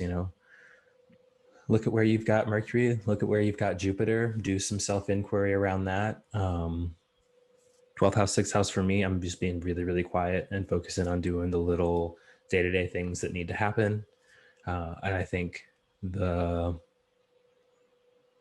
lesser invitation to chaos, if that's one way to say it, is to really just focus that inquiry around truth. If you've got systems that are symbolic and tied to great mystery, magnificent force of universe, God, whatever you call it, do that practice, use that tool. I feel like for anyone who's so inclined, divination is a great one, so long as the exploration is around what am I seeing, what am I noticing, like taking it out of the abstract and making it a little more minute, taking less of the abstract South Node Sagittarius land, getting a little more detailed on that Gemini North Node so you can actually rationally understand and make deliberate choices other than inviting chaos.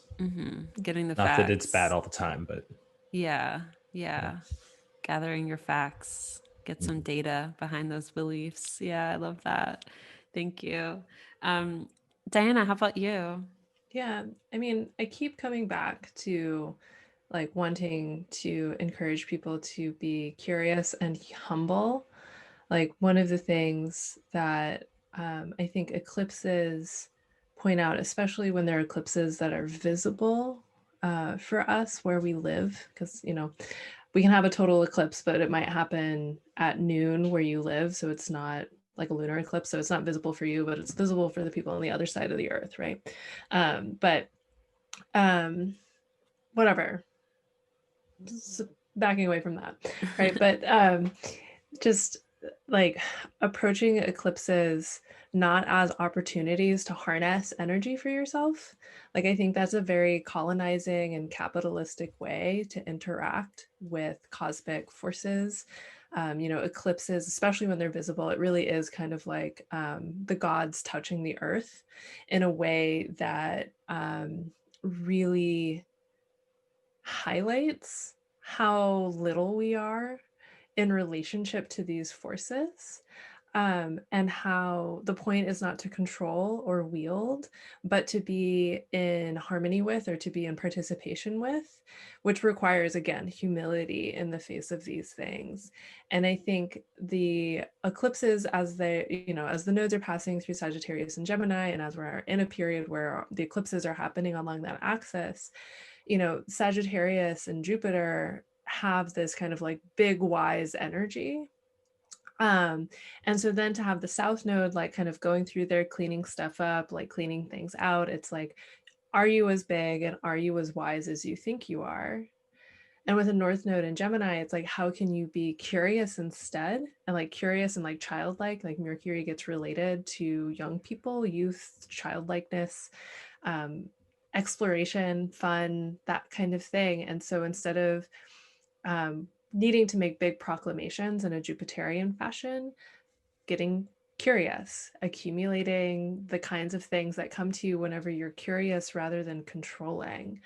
I think those are really important. Like it's also happening in my 12th, 6th axis, but because Bear and I have opposite rising signs, it's the South Node in my 12th and the North Node in my 6th. And, you know, so far, like this year has been like, there's been a lot of health centricness for me this year. I've been experiencing a lot of exhaustion. And as I've been like walking through that, like also learning what does it mean to be curious about what is good for my body instead of, oh, but I really want to be eating this specific big name diet or whatever. It's like, this is how I want to eat. And it's just like, no, it's actually like, what does it mean to get curious with what works for me and to like find a way of letting that be play instead of dread. Like that's been important for me too, of just even recognizing, I think anyone else who's a Capricorn ascendant, who might be experiencing similar things, of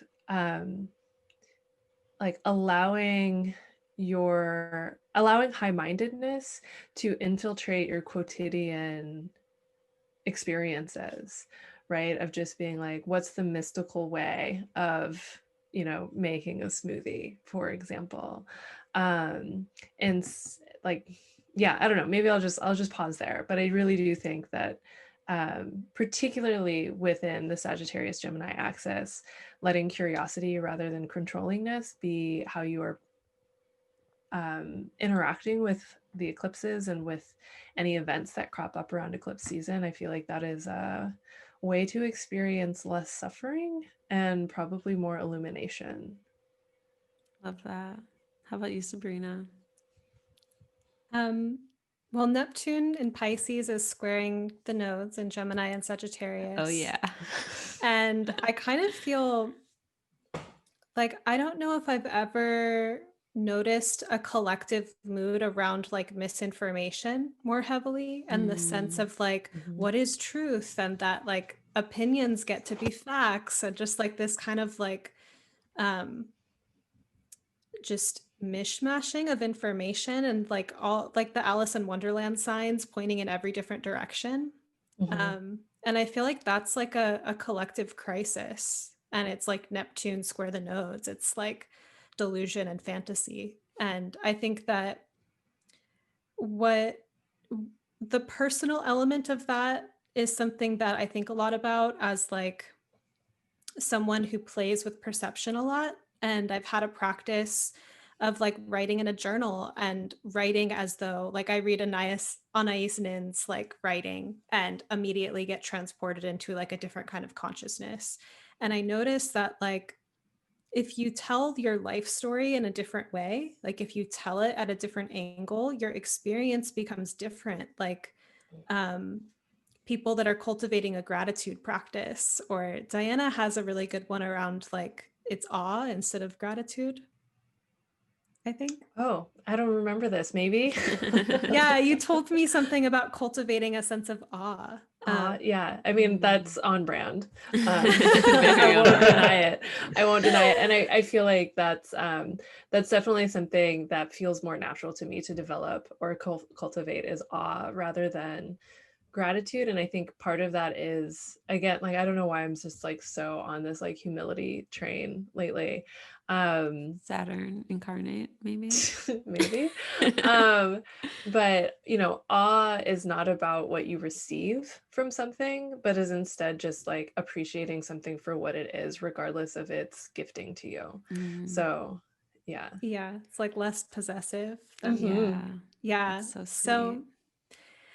this concept of like in our own personal narratives and own history, and even I believe that when we recall memory, we recreate it each time. That I've heard that. I don't know if it's true. So that, you know, there's that. But like that way that memory is kind of nebulous, I think that this eclipse period and like just these nodes, like the transiting nodes in Gemini and Sagittarius, can be a beautiful time for working with new perspectives. And I think like leaving room for confusion and the unknown. I think of like different ways that I've told my own life story, like narrated what's happened in my life and what it means, only to discover a few years later that the way I spun that narrative had this kind of consequence or had me feeling these certain kinds of ways.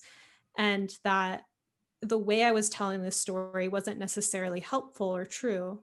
And then like a new layer kind of popping out. So I think that the North Node in Gemini, there is like a chaos to that of just like anything can be true. Like let's throw out all these different perspectives and like that. Or the curiosity also that Diana is mentioning of like having an openness to new ways of thinking. But I still feel like being mindful of that Neptune square to the nodes and just not trying to make something a fact or be so certain about it if it's actually unknown.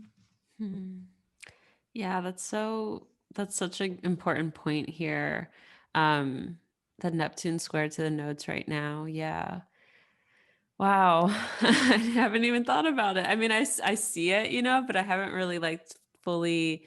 I'm just looking at the eclipse chart right now. Like Neptune, it stations direct, I think, just 2 days, a day or two before the eclipse.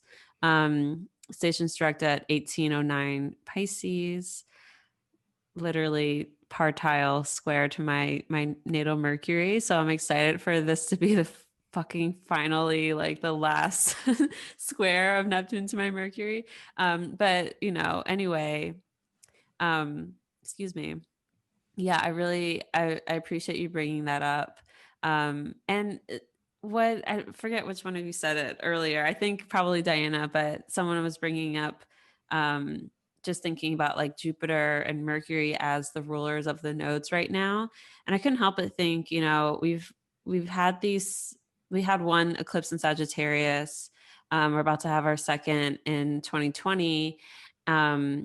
And just thinking about the South Node being in Sag through 2020 with Jupiter in Capricorn, and how that might even add to the sort of purgative effects, or just that like the sense of like releasing and like not doing the biggest thing.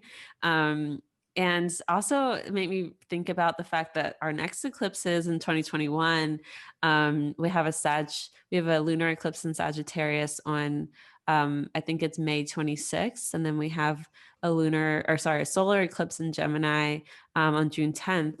And during that time, Jupiter is actually going to be in Pisces. So we'll have this sort of like total switch up from 2020, the South Node in Sag with Jupiter and Capricorn in the sign of its fall, versus in 2021, we have these eclipses in the middle of the year where we'll have the ruler of the South Node, Jupiter, in its domicile in Pisces. And I'm really, really curious to see how that's going to change, because also Mercury will be in Gemini at that time as well. So we'll have the rulers of the nodes in domicile in their own signs. And also, I guess, in aspect, at least whole sign aspect, Jupiter will be squaring the nodes, and Mercury will be very much involved, especially for the solar eclipse on June 10th. It's Mercury like practically Kazemi the eclipse, which we'll see what that one's about. That's going to be an interesting one. But yeah, that's just something to think about, like how different the eclipses are going to be within the series, just based on where the rulers of the nodes will be. I don't really have much to say about it yet, but it's just something to point out, to kind of be aware of.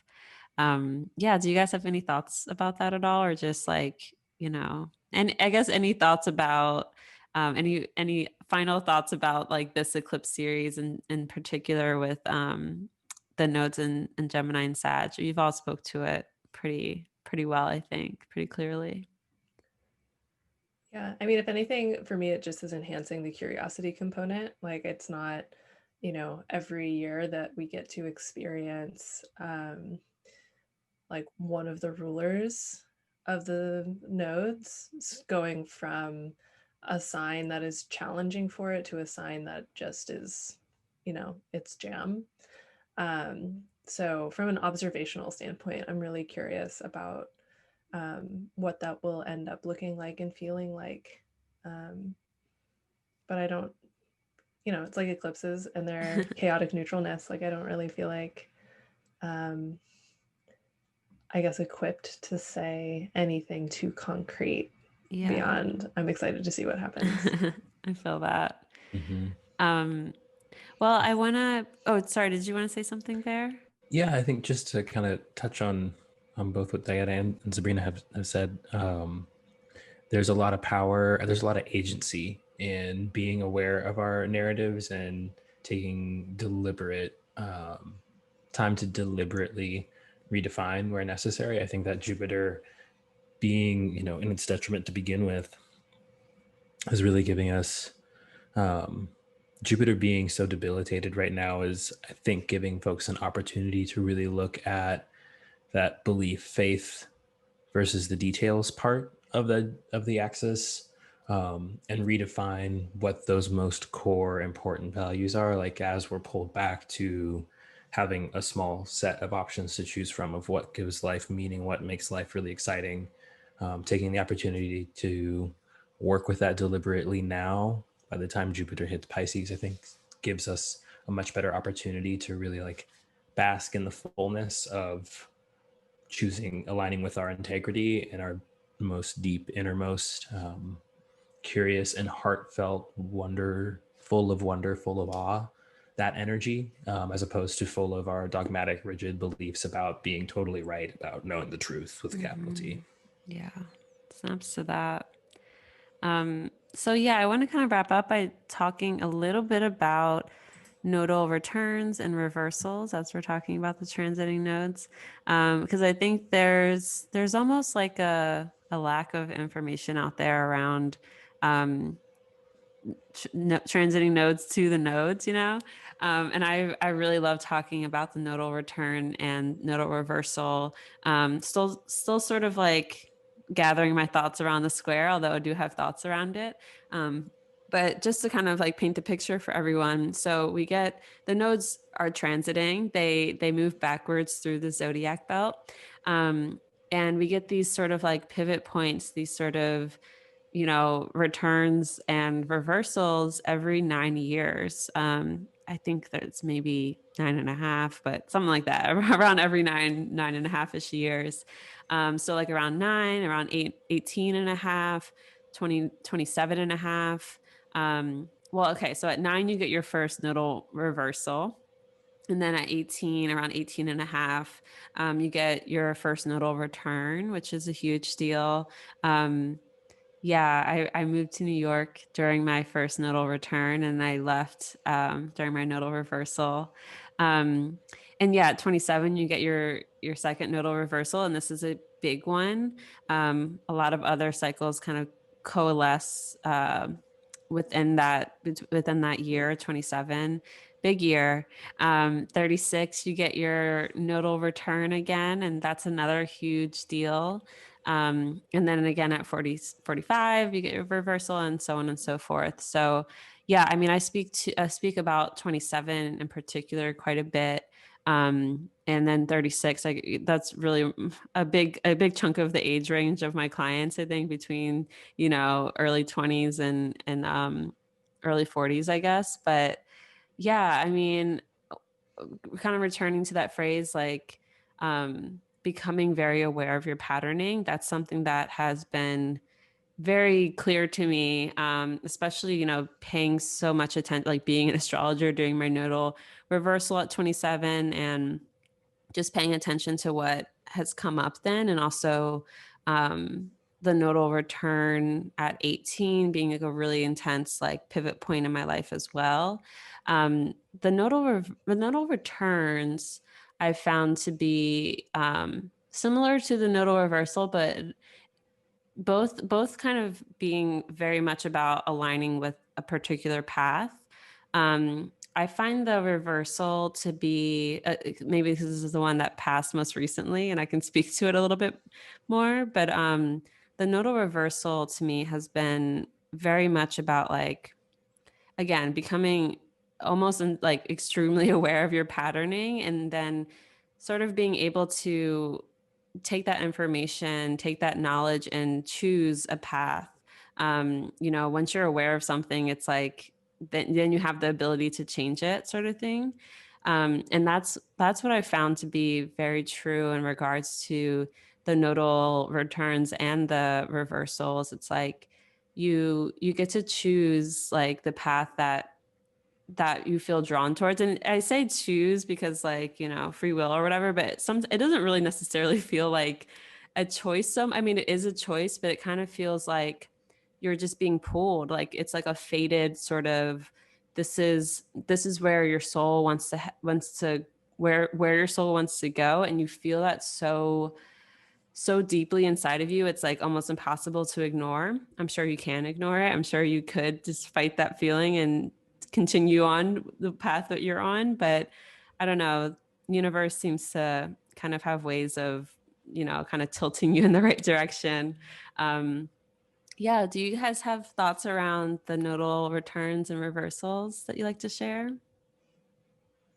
Yeah, I think of it like walking a trail and guiding yourself with a map instead of like the guidebook. There's certain points you want to designate for yourself to like, okay, let me check when I reach here. There's going to be these visible landmarks, and I can make sure that I've actually got myself on the right path. So it's like that. You may hit that. You like it is very obvious to you. This big feature means like right now is the time to assess, am I on the right spot? But it's totally 50-50 whether you are or not. You know, hopefully if you're actually out in the wilderness, it's not 50-50. But in terms of the nodes, maybe you are. Maybe you realize at that point, I can see where I'm going if I keep going in this direction. And now's the time to haul ass back to where I started.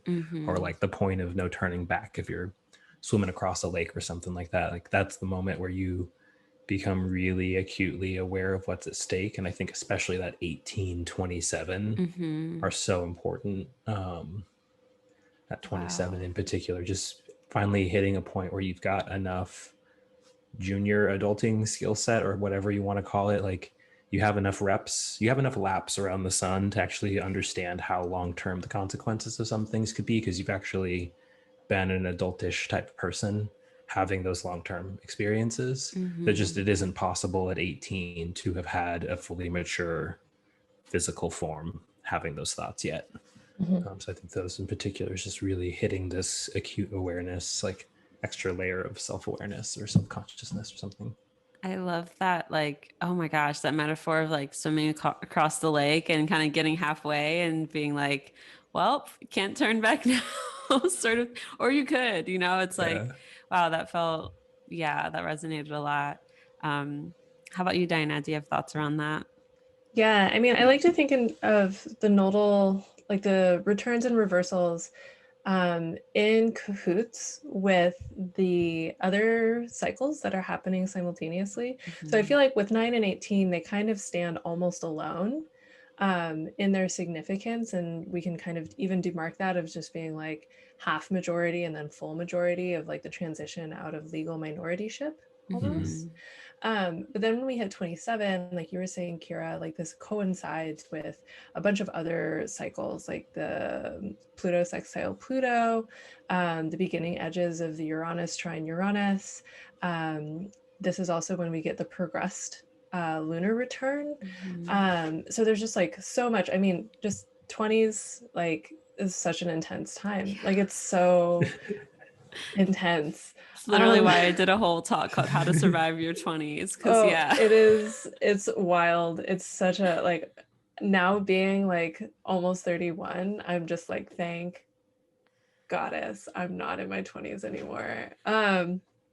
Yes. But yeah, with 36, it's interesting because like not only are you getting your nodal return, but you're also entering a first house perfection simultaneously. And that I feel like is a really beautiful way of thinking, you know, just like thinking about the things that coincide with the nodal patternings is maybe a way to perceive like how the nodal pattern itself unfurls over time, because it's like I feel like the reversals and returns of the nodes are, for me personally, one of the hardest things for me to delineate totally independently of anything else that might be happening with someone's timing and chart. Like it feels so dependent on all of the other things that are coinciding in a way that, you know, like a Jupiter return doesn't feel as like intensely dependent on these other things. But yeah, I guess that's like another way of saying like I don't focus on nodal returns in my practice. Like whenever I'm sitting with clients, like if that comes up, then it comes up, but it's not something that comes up with high frequency. Got it. But How about you, it's, Sabrina? yeah. Oh, sorry. I was just gonna say it's beautiful to see in cahoots with these other factors. Yeah, that makes a lot of sense. Yeah, I also look at it with other cycles, the Saturn and Uranus cycles. I mean, I look at like Saturn and Uranus cycles throughout the lifetime. So those like every 7 years being significant with Saturn, and 21 being a Saturn moment and a Uranus moment. You have a Saturn square and a Uranus square. But before the Saturn return, I think that nodal reversal is really interesting because one of the ways that I see Saturn return, the first one is that you become a little bit more like, or a lot more on your own. And before, you're kind of held inside of the matrix of your past life and your family karma in some sense. I've heard a lot of different iterations of this, of even like having a certain kind of beginner's luck or like lucky angels by your side. But then at your Saturn return, you become more accountable or responsible for certain things that before you have these angels kind of guiding for you. And what I don't delineate nodal returns and nodal reversals a lot with clients. And sometimes if they ask about it, I look at it and I'm like, like that's curious. I like don't quite know. I'm like still trying to figure out those things in isolation. But one thing that I reflect on, especially as someone who's been working with their nodes since I was like 21, I learned about my North Node and had the whole like, oh, I need to go towards my North Node and it's my resolution node. In doing that, like, and I feel like we touched on that at the beginning, that it doesn't exactly work just to focus on one node. So you have, Totally. you know, both. But a lot of people do, like if they're consciously working with their nodes, they'll go towards their North Node. Like you can read about what, you know, to do, or you like focus on that energy. And having the nodal reversal right before the Saturn return is kind of like a review of what you came into this life with. And so if you've been consciously working toward your North Node, but then you're having a nodal reversal, I think situations may come up where it's worth taking more account of like what you've brought from the past and how you can work with that, and why it's actually part of who you are and part of your life path, and not just something you're leaving in the dust behind you. And like getting that recap just before this really significant developmental moment of the Saturn return. Yeah.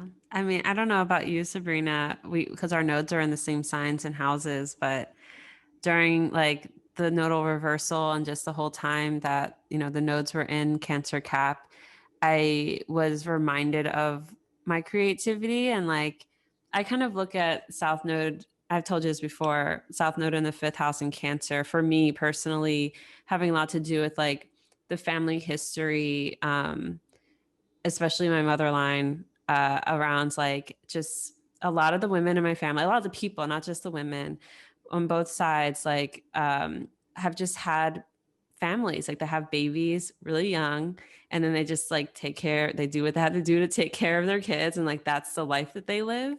And it's been so much about being in the home and sort of cultivating this sense of creation, like the fertility inherent in my family line.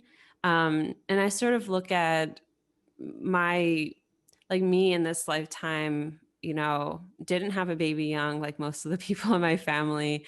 I kind of like look at my whole story as I'm sort of meant to take that fertility, take that creation energy and sort of serve a community with that, and not necessarily just my family, not just the people in my my own little cohort, my little Cancer, cuddle cave. It's meant to be put towards structures that can serve many, And so I don't know about you, Sabrina, but I was really reminded of that during the nodal reversal, and just that oh yeah, I went to art school. I'm actually really creative, and I actually, just because my creative doesn't look like taking pictures and painting and, those regular quote unquote creative artistic things, I still have a lot of creativity and all of this energy to put towards giving birth to something that's not necessarily a human child, right? Did you kind of have a similar experience with sort of remembering your creativity during all of this? That's really interesting. I mean, having my south node in the 5th house and whole sign, it's I've had the relationship with my nodes being in the 4th and the 10th. That's right. Yeah. So as soon as and you're the one who told me it's in the 5th and the 11th, and I feel my mind did this Aquarian 11th house 5th house thing, because I'm really familiar with those nodes. I've had a lot of friendships and relationships with that nodal axis, and my family has that. Everyone in my immediate family has Leo Aquarius nodes. And I do the natural zodiac thing of 5th, 11th being similar to Aquarius Leo. So I think that because I wasn't even using that filter, I didn't have, I wasn't thinking about it in that way, but I was in grad school and I was working a lot. And I just had this kind of experience of my home life, being out of balance, where I just didn't really like to do anything related to homemaking. I just worked a lot and felt like I was putting a lot of energy into that, and just didn't feel creative about building atmosphere in the house. And wanting that, but just having overcommitted myself to projects and deadlines. So I was creating, but just in a very Capricorn, all my creations were public facing. And I was feeling really depressed about that at certain points, because it was, I was just being ambitious and doing things, but I was really craving some private creativity and something that wasn't going to be for the public. I wonder if, yeah, I mean, I'm not going to go there. I was going to say oh, I wonder what the nodal return's going to be like. And I was like, that's literally going to be me giving birth to babies. So, but anyway, let's start to wrap up. I know, Sabrina, you have to go soon. I literally could talk to you guys for 5 hours. If we were all together, I'm sure this would be a day-long discussion over drinks and food and snacks and joints and all the things. But yeah, I mean, I'm sure our listeners also have things to do, so we won't do that today. But yeah, is there anything else that you guys want to share about the nodes, eclipses, any last sort of things to put out there? We talked a lot, so if you don't have anything else, that's okay. The nodes, I keep thinking, go ahead. You can go. Okay. After. Sure. I keep thinking about something that Jessica and Lanyado has been saying a lot in her Ghost Pod. The nodes, that's a lifelong journey. And I feel you don't, this nodal squares, yeah, you feel the crossroads thing, but it could show up in lots of different ways. But this deep relationship, it's not just these nodes. The nodes only exist because they're part of this dynamic between the sun and the moon. So, like Diana said, it's not just here are these two isolated points. Here's this complex relationship between you yourself and the way that you understand your place in the world as an incarnate spirit or a spiritual mortal or however. So that it's I think you barely even you don't even get a nodal return where you have a Saturn understanding of the world until you're 36. So work the nodes, work with the rulers of the nodes. They'll be more accessible to you. Work with those houses. But don't put so much weight into getting a result out of the nodes. Just I wouldn't recommend putting weight behind getting manifest reality out of it, eclipse magic. Like, use the gateway to see into yourself deeper, use the lesson, the work with the nodes as an opportunity to learn more. But as far as I understand it, because I'm still not to my second nodal return yet, like you're waiting on number 3 before you really get the full deep, before you might integrate them fully or resolve them, or whatever that even means. Number 3, you're talking about the third Saturn return. Yeah, I'm talking about when we're like full, real grown-ups. Full, Like not just okay. adults, but grown-ups. Well, thank you for that. Elders, That's really maybe. beautiful. Anyone else? No? Yeah, I think that the nodes are a lifelong like discovery as well. And Jen Spiller has a book, Astrology for the Soul, that I think includes the best delineations about the nodes in book form that I've ever found. Yes, thank you for bringing that up. I meant to speak on that too. Yeah, I was going to say, resource-wise, I would 100% recommend Jan Spiller's, what is it called? What is it? Astrology for the Soul. Okay, yeah, I was like soul something. Astrology for the Soul. It's like it's a really good book for like understanding and unpacking your nodes. I would also recommend, is it The Soul Speaks is his first one? Is that one? Healing the Soul. Healing the Soul. Also Okay. the I always Soul Speaks. I always get The Soul confused Speaks which one. is the counseling one. Okay. Healing So the yeah, Soul is the Healing the Soul by Mark Jones, this brilliant evolutionary astrologer. He speaks, like, that was my first introduction to learning about the nodes, and so I always recommend that to folks.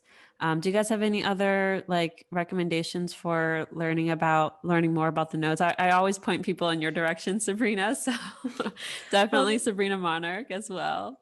Yeah, I have a course coming up in January, the Evolutionary Astrology Intensive. Awesome. Yeah, and we'll definitely link below for that. I have a student who's in one of your courses right now as well, and she loves it. I've heard such good things from different clients of mine about your courses. So definitely check out Sabrina's Evolutionary Astrology Intensive that is launching in January. Yeah. Bear, did you have something resource Fun wise? one for the nodes that's you'll learn even if you aren't deep in the nodes, but it's not going to get you like psycho-spiritual inner development, is Georgia Stathis, her lecture in NORWAC 2019 or pre-conference workshop on cycles of fashion heavily references the nodes. So there's like little fun stuff that you can notice to help you build your vocabulary and like see astrology in the world. Like you should be seeing even more intense direction towards like small patterns and stuff in textiles, more riding boots. So if you're into like lots of leather boots, now's your time. But a Sag North node would be a little bit more of that time. So seeing those types of patterns in the larger world are another ways to kind of orient towards the nodes without necessarily like unpacking your karma and your past lives or your early childhood development, your adult triggers or whatever. Awesome. Thank you. So let's close out then. Thank you guys so much for doing this and rescheduling, because we originally scheduled to record this on election day and my body was just like, hell no, you're not doing anything except smoking weed and eating ice cream. So thanks for hanging in there and rescheduling. This has been so lovely. Let's tell the people where they can find you. Sabrina, why don't you start? You can find me on Instagram and Twitter. Instagram at Sabrina Monarch, Twitter at Sabrina_Monarch, monarchastrology.com, Magic of the Spheres podcast, and Sabrina Monarch on YouTube. Awesome. And Diana, how about you?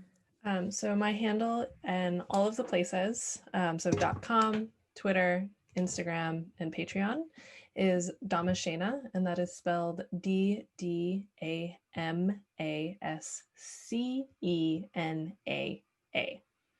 Lovely. And we will link below as well. And Bear, how about you? Right now you can find me at Psyche and soulastrology.com. Psyche like Psyche and Eros, all spelled the normal way, and you'll see the link below. So too many letters, dyslexia with that one. And my handles on the social Astralids, ASTRAL.IDS